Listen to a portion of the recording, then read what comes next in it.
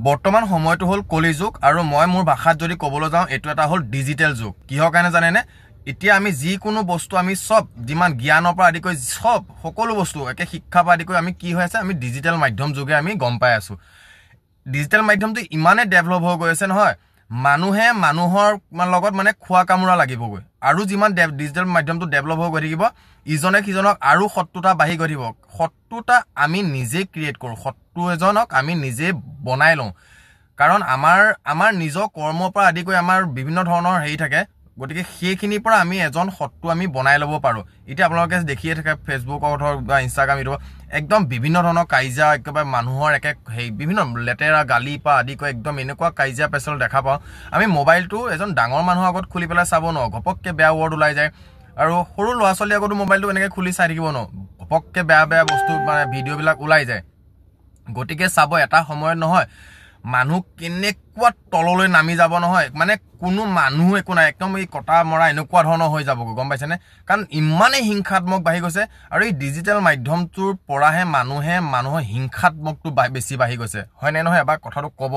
আমাৰ হিংসাত্মকটো এই ডিজিটেল মাধ্যম যুগেহে আমি গম পাই আছোঁ আৰু বাঢ়ি গৈ আছে ডিজিটেল মাধ্যম যুগে ইজনে সিজনক ভিডিঅ' বনাব সিজনক ভিডিঅ' বনাব বেয়া ৱৰ্ড লৈ পেলাই একদম পুৰা টোটেলি বেয়া হৈ গৈছে আগত একদম 2006-07 বা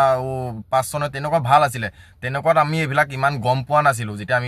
আমি পাইছোঁ কিন্তু আমি 2009-10 এনেকুৱা মানৰ পৰা অকণমান ভালকৈ হেৰিকৈ পাইছোঁ তথাপিতো তেতিয়া 2G বা 3G চলি আছিলে এতিয়া বাৰু পূৰা ডেভেলপ হৈ গ'ল কাৰণে পূৰা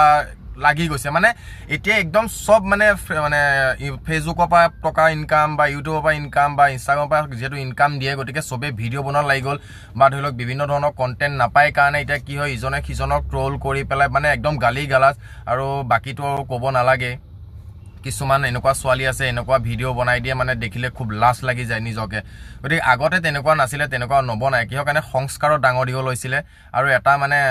বান্ধোনত আছিলে গতিকে এতিয়া সেই বান্ধোনটো নাই এতিয়া হ'ল একদম খোলা হৈ গ'ল আগতে এটা বান্ধোনত থাকে কাৰণে ঘৰখনৰ মানুহখিনি এটা সংস্কাৰত ডাঙৰ দীঘল কৰিছিলে কাৰণে তেনেকুৱা ধৰণৰ তেওঁলোকে পোৱা নাছিলে কাৰণে তেওঁলোক মানে আজি ডেটতো ক'বলৈ গ'লে খুব ভাল হৈ আছে কিন্তু বৰ্তমান সময়ত এটা খোলা হৈ গ'ল ন একদম মুকলি আকাশৰ তলত একদম পুৰা বিন্দাছ আৰু কোনো কাকো একো ক'ব নোৱাৰিবি মোৰ বস্তু মই বনাই পেলাই যি কওঁ কৰি থাকিম একদম পুৰা মানে শিকলি ছিগি গ'ল না গতিকে সেইকাৰণে এতিয়া বস্তুবিলাক এনেকুৱা হৈ গৈ আছে কথাবিলাক মানে ক'বলৈ বেয়া লাগে কিন্তু তথাপিতো কেতিয়াবা ক'বলৈ মন যায় এনেকুৱা মানে পৰিস্থিতি এটা সময়ত নহয় মানুহক এই ডিজিটেল মাধ্যমত এনেকুৱা মানে বেয়া লেতেৰা পৰিৱেশ এটা সৃষ্টি হ'ব কোনো একে চাব নোৱাৰিব কাৰণ কেইটামান টকাৰ কাৰণে এইখিনি হৈ আছে ডিজিটেল মাধ্যমটো চবেই টকাৰ ইনকামৰ চ'ৰ্চ এটা আৰু আমি বেয়াৰ প্ৰতি পটককৈ আকৰ্ষিত হওঁ ভাল যিকোনো ভাল কাম হওক বা ভাল জ্ঞান হওক সেয়াৰ প্ৰতি আমাৰ আকৰ্ষিতটো খুব মানে কম হয় যিটো আমাৰ বেয়া সেইটোৰ প্ৰতি আকৰ্ষিতটো বেছি হৈ যায় আৰু পটককৈ আমাৰ আকৰ্ষিতটো কৰি লয় আৰু আমাৰ কি হয় যেতিয়া আমি তেনেকুৱা ধৰণৰ ভিডিঅ'বিলাক আমাৰ আহে